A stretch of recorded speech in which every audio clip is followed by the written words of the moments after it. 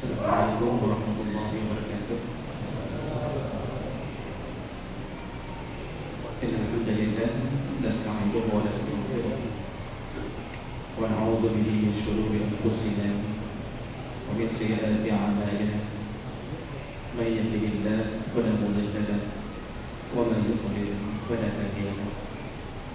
Asyhadu an la ilaha illallah wahdahu la syarika lahu wa asyhadu anna Muhammadan 'abduhu wa rasuluhul karim. Allahumma shalli wa sallim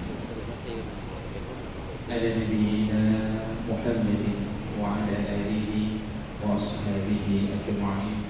Amma ba'd. Rabbi shrah li sadri wa yassir li amri wa hlul 'uqdatam min lisani yafqahu qawli. Segala puji bagi Allah, kemudian salawat dan salam kepada Rasulullah, kepada keluarga dan seluruh sahabat-sahabatnya. Ya Allah muliakan Bapak Ibu jemaah salat maghrib dan isya telah menyempatkan waktu untuk ilmu, insyaallah ikhlas karena Allah. Mudah-mudahan menjadikan pembela kita di hari kiamat nantinya, insyaallah. Bapak Ibu yang dimuliakan Allah, selayaknya kita menyambung pelajaran kita tentang fadilah surat-surat dalam Al-Quran. Tapi berhubung hari ini kita baru saja memasuki bulan Rajab, maka saya pikir ada baiknya kita menyelangi dulu dengan pembicaraan seputar fadilah bulan Rajab. Dan berdasarkan kesepakatan berdasarkan ru'yah hilal, Rajab itu jatuh pada hari ini, dan ini sudah kita lewati satu Rajab. Dan tentunya kita tahu menjelang Rajab begitu banyak motivasi-motivasi yang masuk melalui WA, Facebook, dengan berbagai macam ragam bahasan. Dan malam ini kita akan lihat semampu kita meneliti melalui kitab-kitab dan hadis-hadis Nabi sallallahu alaihi wasallam tentang keutamaan bulan Rajab, amalan-amalan yang dilakukan di dalamnya, apakah berdasarkan keterangan yang sahih dari Nabi atau hanya karangan atau khilafiyah. Kita lihat nantinya. Dan sebelum saya melanjutkan, mohon mendengarkan setiap pembahasan dengan hati yang nyaman, tenang. Jangan ada unsur kebencian dan jangan terlalu cepat mengambil kesimpulan, karena ini begitu banyak silang pendapat masalah ini. Hanya orang-orang yang bijaksana dan berilmu yang mendengarkan lebih dahulu kemudian menimbang-nimbang. Nah, rata-rata yang sudah berumur 40 tahun ke atas biasanya lebih bijaksana. Kalau sudah berumur 40 tahun ke atas tidak bijaksana juga, biasanya sampai tua pun gak bijaksana lagi. Baik, yang pertama di antara fadilah bulan Rajab yang tidak ada khilafiyahnya adalah Rajab itu termasuk bulan yang haram. Allah sebutkan dalam surah At-Taubah ayat 36, Inna iddatash syuhur indallahi 12 syahran fi kitabillah yawma khalaqas samawati wal ardh minha arba'atun hurum zalika ad-dinul qayyim fala tadlimu fihinna anfusakum. Allah berkata, sesungguhnya bilangan bulan di sisi Allah 12 syahran, ada 12 bulan. Jadi yang menciptakan 12 bulan itu Allah. Cuma Allah tidak memberi nama 12 bulan itu. Tapi peredaran bulan menunjukkan dalam setahun ada 12 bulan, dan itu dilihat dari peredaran bulan mengecil, hilal, kembali sempurna. Nah, nama-nama yang kita sering dengarkan, Muharram, Safar, Rabiul Awal, itu sambungan dari nama-nama yang telah dipakai oleh bangsa Arab terdahulu. Dan itu saya lupa tepatnya tahun berapa, baru, karena dulu nama macam-macam, nama bulan di dalam bangsa Arab jahiliyah macam-macam, tapi mereka hitungnya tetap 12. Dan akhirnya dibuatlah sebuah konsensi kesepakatan bulan, nama-nama bulan. Dan setelah rapat besar di antara kabilah-kabilah Arab itu, nama-nama sudah ditentukan, tapi mereka pun tidak tahu mana bulan yang diambil sebagai bulan pertama. Jadi nama sudah ditentukan, misal Muharram, Safar, tapi waktu itu belum tahu mana yang dijadikan nama bulan pertama, apakah Muharram ataukah ini, belum tahu. Sampai ada ahli sejarah yang mengatakan Umar bin Khattab yang mengusulkan untuk menentukan dimulai dari Muharram. Barulah kemudian disetujui, dan kemudian dimulailah hitungannya dari Muharram. Jadi Allah ciptakan 12 bulan, tapi tidak menentukan nama-namanya. Nama itu terambil dari kebiasaan dari penyebutan oleh orang-orang Arab. Tapi Allah mengatakan di sini bahwa di antara 12 bulan itu ada 4 bulan yang haram. Dan ini baru ditentukan oleh Nabi SAW. Dalam hadis dari Abu Bakar radhiyallahu anhu, qala Nabi SAW, saya bacakan terjemahnya Bapak. Hadis riwayat Bukhari Muslim. Setahun berputar sebagaimana keadaannya sejak Allah menciptakan langit dan bumi. Satu tahun itu ada 12 bulan, kata Rasulullah. As-sanah isna asyara syahran, minha arba'atul hurum. 3 bulannya adalah bulan yang haram. Salasatu mutawaliyat, 3 bulannya berturut-turut. Di 4 bulan yang haram, 3 bulan berturut-turut, yaitu Zulqa'dah, Zulhijjah, wal Muharram, wa Rajab Mudhar.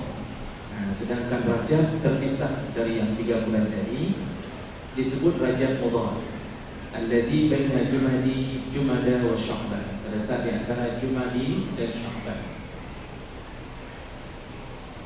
Rajab Mudhar dinamakan Rajab Mudhar.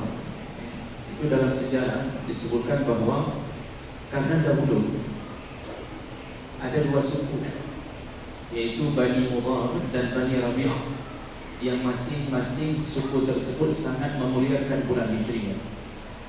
Kaum Rabi'ah sangat memuliakan Ramadan, sedangkan kaum Mudhar sangat cinta kepada bulan Rajab, sehingga Rajab menjadi bulan yang sangat dimuliakan oleh kaum ini. Karena itulah orang-orang dahulu menyebutkan Rajab Mudhar. Jadi seakan-akan bulan Rajab teringatnya ke suku fulan, disebutlah Rajab Mudhar, padahal yang dimaksud adalah bulan Rajab. Bahasa Mudhar sekarang tentunya tidak terpakai lagi, karena suku itu pun telah tiada. Jawab maka Allah SWT, kenapa dinamakan bulan haram? Para ulama sepakat mengatakan bahwa ada 2 faktor utama. Yang pertama, bulan tersebut, bulan yang 4 ini, termasuk Rajab di dalamnya, dinamakan haram karena diharamkan terjadinya pembunuhan. Diharamkan terjadinya pembunuhan, atau lebih tepatnya diharamkan untuk berperang, al-qital, kata Rasulullah. Jadi berdosa lebih besar daripada bulan-bulan yang lain. Orang yang melakukan pembunuhan, peperangan di bulan-bulan 4 ini menyebabkan dosanya lebih besar dibandingkan bulan-bulan yang lain. Makanya Rasulullah selalu menunda untuk tidak sampai terjadi peperangan di bulan-bulan haram. Jadi oleh karena itu, mohon ikuti Nabi SAW. Asal sudah masuk bulan Rajab, tolong jangan berperang Bapak. Ini kita lihat di WA, Masya Allah, berperang luar biasa, luar biasa. Jadi ada yang sudah sampai pada level tingkat tinggi, sudah mencaci maki. Jadi mohon jangan berperang dalam bulan Rajab, karena Nabi juga melarang berperang dalam bulan Rajab. Yang kedua, dinamakan bulan Rajab itu bulan yang haram karena di dalamnya dasarkan petunjuk Nabi juga haram, atau hendaknya betul-betul menjaga diri agar tidak jatuh ke dalam maksiat. Jangan lakukan perbuatan haram. Yang sudah terjerumus ke dalam riba, bayarkan kreditnya, tapi jangan ambil lagi setelah selesai itu. Kalau tahun depan masih juga melakukan hal yang sama, berarti sengaja dalam bulan-bulan haram pun kita melakukan perbuatan haram. Ibnu Abbas mengingatkan bahawa ini dalam kitab Lataiful Ma'arif dikutip perkataan sepupu Nabi. Ibnu Abbas berkata, Allah mengkhususkan 4 bulan tersebut sebagai bulan haram, dianggap sebagai bulan suci. Melakukan maksiat pada bulan tersebut dosanya akan lebih besar, dan amalan saleh yang dilakukan di dalamnya menuai pahala yang lebih banyak. Jadi kalau melakukan maksiat dalam bulan Rajab ini, berdasarkan keterangan Ibnu Abbas, kita tahu Ibnu Abbas orang yang diizinkan oleh Nabi, didoakan oleh Nabi untuk mengetahui banyak tentang isi Al-Quran. Dan beliau mengatakan hati-hati bermaksiat di dalam bulan Rajab, dosa di dalamnya bisa dihitung 2 kali lipat, karena ini bulan-bulan yang haram. Jadi makanya usahakan jangan caci maki mulai dari hari ini sebenarnya. Nanti setelah Rajab, apakah kita sambung lagi caci maki kita? Jangan, kalau bisa jangan. Para ulama berselisih pendapat di antara 4 bulan itu mana yang lebih utama. Karena ini khilafiyah, makanya para ulama pun tidak sepakat untuk menentukan mana yang lebih utama di antara 4 bulan yang haram, Zulqa'dah, Zulhijjah, Muharram atau Rajab.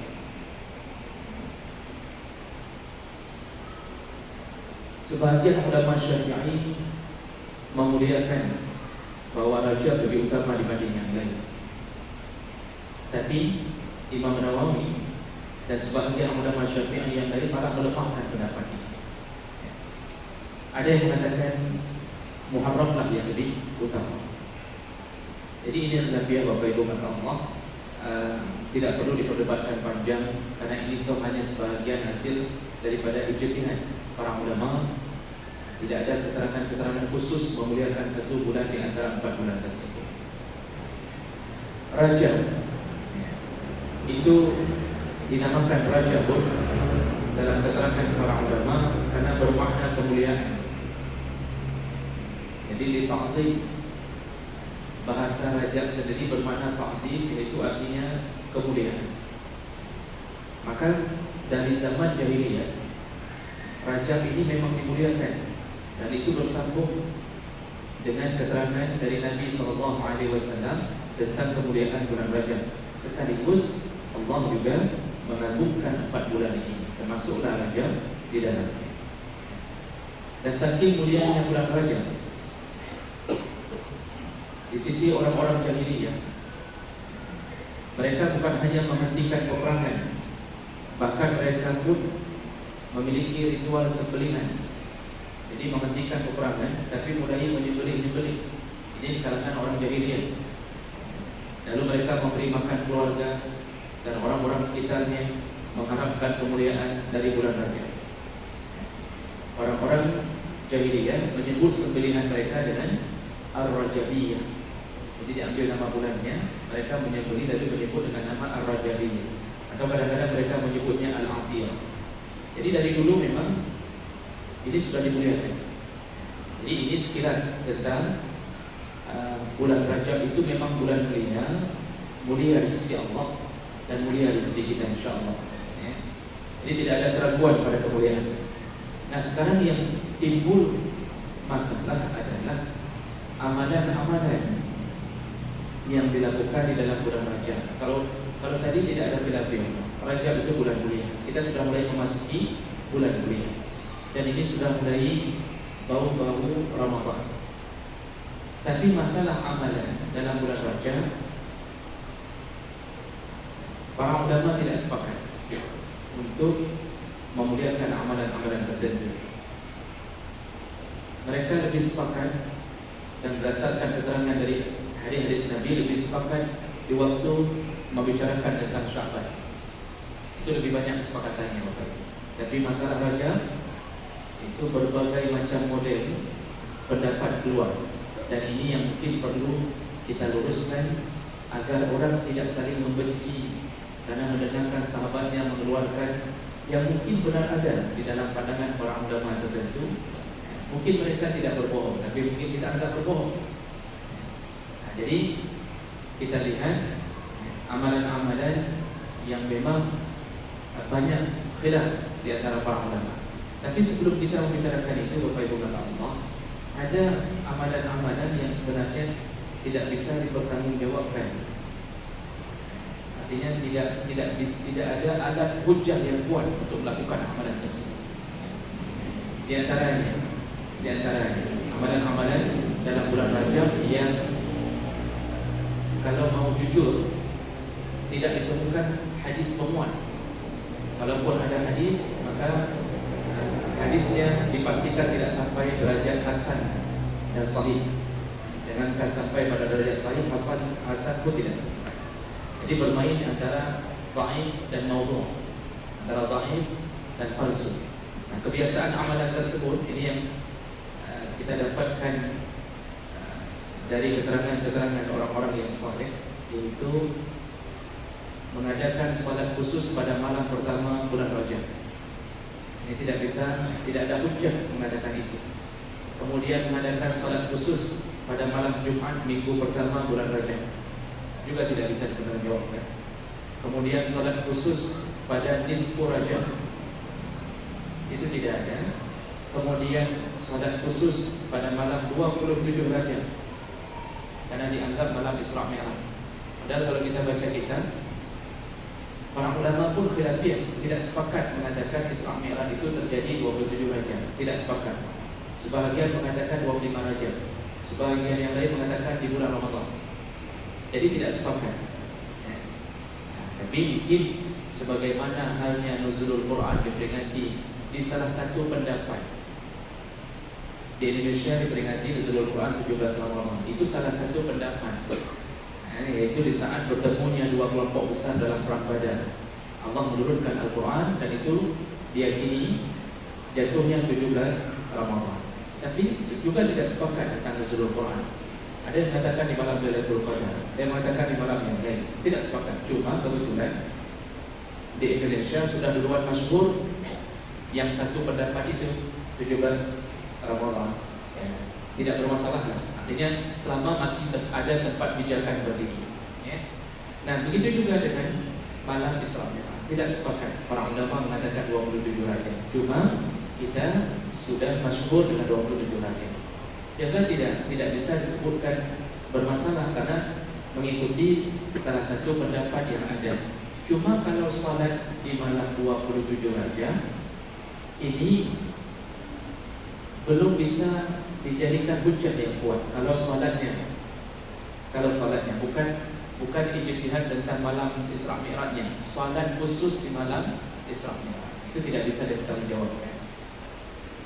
Kemudian puasa khusus pada hari Kamis minggu pertama bulan Rajab. Kemudian puasa khusus puasa pada awal, pertengahan dan akhir bulan Rajab. Jadi dikhususkan di awal, di tengah dan akhir bulan Rajab. Kemudian mengeluarkan zakat khusus pada bulan Rajab. Kemudian umrah khusus di bulan Rajab. Artinya sengaja umrah menunggu bulan Rajab dengan keyakinan bahwa umrah lebih utama kalau dilakukan di bulan Rajab. Ini juga tidak bisa dijadikan sebagai hujjah. Kemudian selain daripada itu, nanti ada yang namanya salat rawatib. Ada selanjutnya macam-macam kejadian. Ini semua perkara ini sebaiknya perlu diperkuat dengan dalil.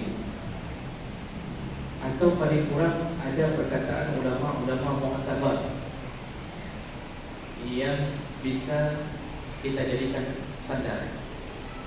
Kalau tidak ditemukan, hanya mendapatkan 1-2 kabar, sebaiknya tidak dilakukan. Sebaiknya tidak dilakukan. Tapi ini bukan bermakna bahawa menutup semua ibadah, tidak. Jadi bahasa-bahasa tadi lebih kepada seakan-akan meyakini ada hari dan malam tertentu dalam bulan Rajab untuk melakukan amalan-amalan tertentu. Jadi bukan bermakna haram untuk beribadah di setiap harinya. Tidak begitu maksudnya. Tapi lebih kepada keyakinan meyakini hari-hari dan malam-malam tertentu. Nah, kemudian yang paling banyak diperselisihkan adalah puasa. Salah satu amalan yang paling kuat disuruh dalam bulan-bulan haram adalah puasa. Jadi puasa ini termasuk amalan. Cuma para ulama kemudian berbeda pendapat tentang apakah puasa itu hukumnya sunnah dalam bulan Rajab, artinya puasa sunnah Rajab khusus, atau bahkan menjadi makruh. Mari kita lihat pandangan para ulama. Bapak Ibu yang dimuliakan Allah, sebelum kita dengarkan pandangan para ulama mazhab masalah ini, ada satu hadis yang dijadikan sebagai sandaran utama bahwa puasa dalam bulan-bulan haram, itu memang ada keumuman di dalamnya. Hadis riwayat Abu Dawud, dan para ahli hadis mengatakan riwayatnya siqah, para perawinya siqah, ahlul ibadah, orang yang sabit, hafalannya kuat. Hadis ini hadis panjang. Saya ceritakan dengan singkat bunyi hadis ini, Bapak Ibu Allah, bahwa ada seseorang mendatangi Rasulullah SAW. Kemudian beliau berpisah dengan Rasulullah sampai setahun. Dan setelah itu beliau datang lagi kepada Rasulullah dalam keadaan telah berubat dan keadaan tubuhnya lemah. Dia berkata kepada Rasulullah, "Wahai Rasulullah, apa engkau mengenaliku?" Rasulullah menjawab, "Siapakah engkau?" Lalu dia menjawab, "Aku orang Bahili yang mendatangimu pada tahun pertama." Beliau bertanya, "Apa yang membuat tubuhmu berubah?" Maksudnya engkau telah berubah, tubuhmu terasa lebih tua, fisikmu. Sungguh dahulu engkau terlihat lebih baik, kata Rasulullah. Dia menjawab, "Aku tidak memakan suatu makanan kecuali pada malam hari sejak aku berpisah denganmu." Lalu Rasulullah bersabda, "Mengapa engkau menyiksa dirimu seperti itu?" Kemudian beliau melanjutkan, "Berpuasalah cukup pada bulan yang sabar." Bulan sabar itu maksudnya berpuasalah pada bulan Ramadan. Dan engkau wajib berpuasa sehari dalam sebulan itu, setiap hari yang engkau puasa, kata Rasulullah. Lalu beliau, si laki-laki ini berkata, "Tambahkan untukku ya Rasulullah, aku masih kuat." Maksudnya selain Ramadan aku masih kuat ya Rasulullah. Kemudian Rasulullah berkata, "Berpuasalah 2 hari." Artinya engkau boleh puasa, pilihlah 2 hari setelah Ramadan. Lalu dia berkata, "Tambahkan untukku ya Rasulullah." Rasulullah kembali berkata, "Berpuasalah 3 hari." Dia masih berkata, "Tambahkan untukku ya Rasulullah." Kata Rasulullah, "Berpuasalah di bulan-bulan yang haram." Gaya bahasa Nabi, berpuasalah di bulan-bulan yang haram, sum minal haram. Lalu Nabi berkata, "Watruk." Setelah engkau puasa sehari di bulan haram, tinggalkanlah. Sum minal hurum, watruk. Puasalah lagi 1 hari berikutnya, tinggalkanlah. Kemudian sum, watruk. Rasulullah mengulang 3 kali. Puasa, kemudian tinggalkanlah. Jadi maksudnya para ulama mengatakan ini kecenderungan Nabi SAW memang menyuruh berpuasa di bulan-bulan haram, termasuklah bulan Rajab. Cuma gaya bahasa Nabi menyebutkan puasalah, kemudian tinggalkan, puasalah, kemudian tinggalkan. Ini lebih kepada makna bahawa ada kesan Nabi melarang puasa sebulan penuh di dalam bulan-bulan haram. Tidak boleh ada selain Ramadan yang dilakukan sebulan penuh yang sifatnya seakan-akan menyamai Ramadan. Karena kemuliaan dalam setahun kita puasa penuh hanya bulan Ramadan. Maka bahasa Nabi tadi, puasa tinggalkan. Ada yang mengatakan ini kalau engkau mau puasa sehari, tinggalkan sehari. Puasa sehari, tinggalkan sehari. Ini tentunya dalam hadis yang lain disebutkan adalah gaya puasa Nabi Daud alaihissalam. Ini yang terjadi. Bapak Ibu berkata Allah untuk mendetilkan pemahaman kita, biar tidak terjadi kesalahpahaman antara sesama kita dan saling menuding, maka mari sebentar kita dengarkan bagaimana pendapat ulama mazhab yang 4 tentang masalah puasa sunnah dalam bulan Rajab. Dan ini kita kutip langsung dari kitab-kitab yang mengacu langsung menjadi acuan dalam mazhab tersebut. Yang pertama dalam mazhab Hanafi. Dalam mazhab Hanafi, mereka berpandangan bahwa berpuasa di bulan Rajab termasuk puasa yang dianjurkan. Di antara kitab yang menjelaskan itu dalam kitab Fatwa Al-Hindiyah juz 1 halaman 202. Ini dari muridnya Hanafi mengatakan puasa yang dianjurkan bermacam-macam. Di sini saya tuliskan isi kitabnya, tapi saya bacakan terjemahannya saja. Puasa yang dianjurkan bermacam-macam. Pertama, bulan Haram. Kedua, Rajab. Ketiga, Sya'ban. Keempat, Ashura. Jadi mereka menentukan bahwa Rajab termasuk puasa, termasuk disunahkan untuk berpuasa. Dan banyak kitab-kitab lain yang bernada sama. Kemudian dalam mazhab Malik, Bapak Ibu Allah, mazhab Malik, kalangan ini menyunahkan juga puasa di bulan-bulan haram. Semua bulan haram yang 4 tadi disunahkan berpuasa. Mereka tidak membatasi puasa di bulan Rajab dengan sekian harus sekian, tidak. Tapi mereka lebih silakan puasa dalam bulan Rajab dengan hari-hari yang tidak ditentukan oleh mazhab ini.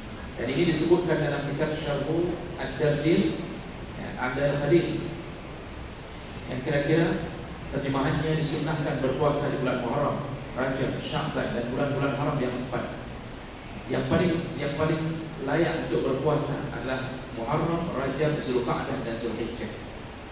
Dan ini juga beberapa kitab saya kutip juga bernada yang sama. Artinya dalam mazhab Malik tetap ada sunnahnya berpuasa di dalam bulan Rajab. Di dalam mazhab Syafi'i, kita ambil kitab Majmu' Syarah Muhazzam Imam Nawawi yang menjadi ikon lambang, sering menjadi ikon lambang simbol yang mazhab Syafi'i. Saya bacakan terjemahan dari tulisan beliau. Imam Nawawi menyebutkan sahabat kami, maksudnya sahabat kami, ulama-ulama kami dari golongan Syafi'iyah berkata, di antara puasa sunnah adalah puasa bulan-bulan haram, yaitu Zulqa'dah, Zulhijjah, Muharram dan Rajab. Yang paling utama berpuasa di bulan Muharram. Bahkan dalam kitab Al-Bahr, Imam Ar-Royani berkata yang paling utama berpuasa di bulan Rajab. Imam Nawawi ingin mengkritisi, ini keliru. Kata Imam Nawawi, yang lebih tepat menurutku Muharram lebih utama. Tapi dia tidak melarang untuk, dia tidak mengatakan bersalah puasa bulan Rajab. Tapi semua bulan-bulan haram itu ada sunnahnya untuk berpuasa. Kemudian dalam kitab I'anatul Talibin yang sering kita dengarkan, Imam Abu Bakar Ad-Dimyati menyebutkan bahwa barang siapa yang mengatakan bahwa puasa Rajab adalah bid'ah, maka itu tidak benar, bahkan suatu kesunahan yang utama, sebagaimana yang saya terangkan dalam kitab Al-Fatawi karya Ibnu Hajar Al-Haythami. Ini ada beberapa kutipan juga sama bunyinya, artinya dalam mazhab Syafi'i pun ada kesunahan untuk melakukan puasa di bulan Rajab. Nah, yang berbeda sedikit Bapak Ibu adalah dari kalangan mazhab Hambali. Kalangan mazhab Hambali itu memakruhkan puasa di bulan Rajab. Jadi kalau Bapak dengarkan itu makruh. Nah, ini datangnya dari mazhab Hambali. Dalam kitab-kitab dari mazhab Hambali, semua murid-muridnya menyatakan hal yang sama, bahwa hukumnya makruh untuk berpuasa di bulan Rajab. Contoh, Ibnu Qudamah termasuk murid yang paling terkenal dari mazhab Hambali menyebutkan dalam kitab Al-Mughni, saya bacakan terjemahannya Bapak Ibu, dibenci mengkhususkan bulan Rajab untuk berpuasa. kata Ibnu Qudamah. Imam Ahmad berkata bahwa kalau mau seseorang berpuasa sehari dan kemudian berbuka sehari, tapi jangan puasa sebulan penuh. Jadi maksudnya beliau lebih memakruhkan kalau mengkhususkan bulan Rajab puasa sampai sebulan penuh. Nah, ini kalangan mazhab Ahmad bin Hanbal. Ahmad bin Hanbal juga berkata, orang-orang yang berpuasa 1 tahun penuh, maka berpuasalah pula di bulan Rajab. Kalau tidak berpuasa penuh, maka jangan puasa Rajab terus-menerus. Ia selayaknya berbuka di dalamnya, dan jangan menyerupakan Rajab dengan Ramadan. Jadi beliau ingin mengatakan, kalau mau puasa setahun penuh, berarti Rajab ikut terambil, silakan saja. Tapi kalau enggak berani puasa setahun penuh, dalam Rajab pun jangan ambil sebulan penuh. Bapak Ibu yang dimuliakan Allah, ini ada beberapa murid lain yang saya kutip, tapi tidak mungkin saya bahas, saya bacakan satu persatu. Dari macam pendapat ini, maka kita ambil ada 2 kalangan sebenarnya. Di antaranya, satu kalangan yang menyunahkan puasa, yang kedua memakruhkan puasa, tapi tidak satu pun yang mengharamkan puasa. Itu yang perlu kita catat. Tidak ada satu keterangan pun yang mengharamkan puasa, tidak ada. Dan satu lagi kesimpulan kesepakatan mereka, dan walaupun mereka berbeda, hampir rata-rata yang menyunahkan dan yang memakruhkan melarang berpuasa sebulan penuh. Artinya kesimpulan awal kita, silakan puasa, tapi tidak ada hari-hari khusus yang disunnahkan untuk puasa tertentu. Jadi kita yang sudah terbiasa puasa Senin Kamis, lanjutkan. Yang sudah terbiasa puasa Senin Kamis, lanjutkan. Dan insya Allah karena bertemu dengan bulan yang mulia ini, maka pahalanya lebih besar daripada bulan-bulan sebelumnya. Yang ingin melanjutkan puasa Ayyamul Bid 3 hari dalam sebulan, lanjutkan. Jadi jangan sampai sebelum Rajab puasa rajin, begitu bertemu bulan haram malah ditinggalkan. Seharusnya bulan ini ditingkatkan. Itu harus penuh lantai kita itu, halaman kita itu bagaimana caranya penuh dalam bulan Rajab dengan puasa-puasa yang sunnah. Dan pahalanya tentu berbeda karena kita memuliakan bulan yang haram ini. Kalau mau lebih hebat lagi, berpuasalah dengan puasa Nabi Daud alaihissalam. Puasa sehari, buka sehari. Puasa sehari, buka sehari. Dan ini hanya berlaku pada puasa, tidak berlaku pada sholat. Jangan sholat sehari, tinggalkan sehari. Sholat sehari, tinggalkan sehari. Ini wallahu a'lam dari mana ajarannya saya tidak tahu. Tapi ada yang lebih parah hari ini, Pak. Tidak sholat sama sekali. Itu lebih parah. Jadi coba kata Allah SWT, ini sebenarnya tidak bermasalah. Yang bermasalah sebenarnya masalah puasa itu silahkan saja mau melakukannya, tapi hindarkan berpuasa sebulan penuh. Karena hampir yang menyunahkan dan yang memakruhkan menyatakan sama. Yang menyunahkan pun mengatakan sunnah, tapi jangan puasa sebulan penuh. Jangan samakan Ramadan dengan Rajab. Ramadan itu istimewa. Yang jadi masalah besar sekarang adalah menyebarnya hadis-hadis palsu tentang keutamaan bulan Rajab. Ini yang masuk di WA saya. Ini Masya Allah,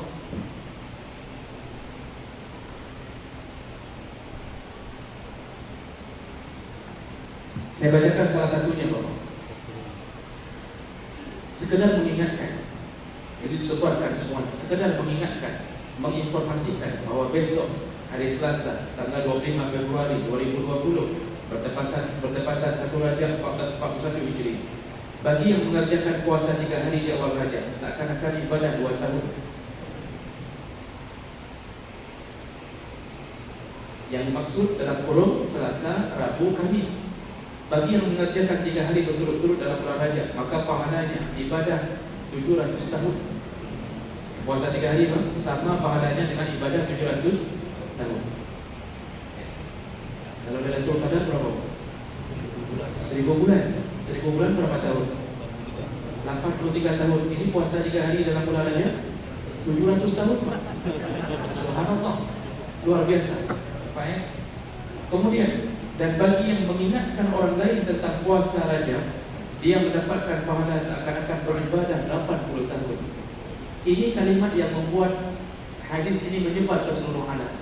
Bagi yang menyebarkan berita ini, maka dapat pahala puasa 80 tahun, pahala ibadah 80 tahun, hanya dengan modal share. Share, sekali share 80, sekali share 80. Nah, tentu kalau ada share, Masya Allah, dia nggak puasa, dia hanya share-share saja sudah dapat 80 tahun ibadah. Model-model beginilah yang menyebar. Jadi Bapak Ibu yang dimuliakan Allah, yang paling bermasalah hari ini, orang sudah hilang rasa takutnya untuk menyebarkan kalimat dari Nabi SAW. Sampai ada yang berani mendesak dan Nabi SAW.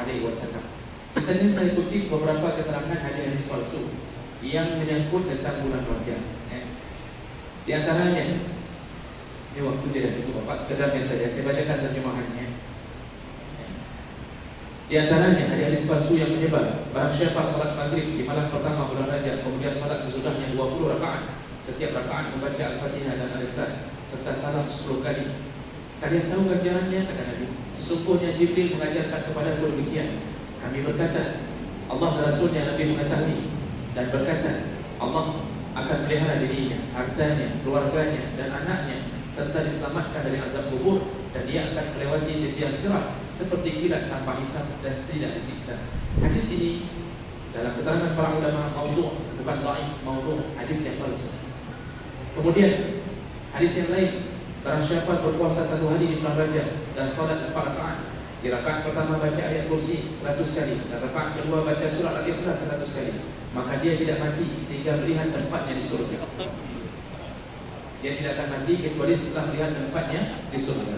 Para ulama juga menyebutkan hadis ini maudhu'. Ibnu Hajar Al-Asqalani yang mensyarah Fathul Bari, punya Imam Bukhari, Sahih Bukhari, menyebutkan hadis ini rawinya semuanya lemah.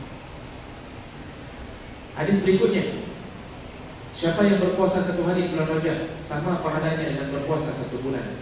Hadis ini sebahagian mengatakan dhaif jiddan, sebahagian yang lain mengatakan yang palsu. Kemudian hadis berikutnya yang disebut, yang dikatakan para ulama batil, sesungguhnya di surga ada sungai yang dinamakan Rajab, airnya lebih putih dari susu dan lebih manis dari madu. Barang siapa berpuasa 1 hari pada bulan Rajab, maka Allah memberikan minum kepadanya dari air sungai tersebut. Dan yang terakhir yang paling sering di-share di Facebook, barang siapa berpuasa 3 hari pada bulan Rajab, dituliskan baginya ganjaran 1 bulan. Yang berpuasa 7 hari pada bulan Rajab, Allah tentukan baginya 7 pintu neraka.